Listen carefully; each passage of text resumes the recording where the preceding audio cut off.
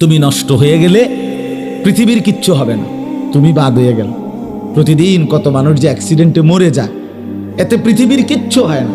সূর্য ডুবেই যায়, চাঁদ উঠেই যায়, রাত শেষই হয়ে যায়, দিন শেষই হয়ে যায়, নাকি বলেন না ভাই? বলেন ছেলেরা, বলো ভাই।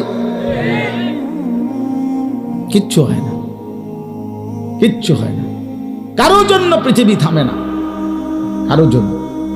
রাসূলুল্লাহ সাল্লাল্লাহু আলাইহি ওয়াসাল্লাম স্পষ্ট হাদিসে আছে, নবীজির একজন ছেলে ইন্তেকাল করছিল, তখন সূর্যগ্রহণ লাগছিল।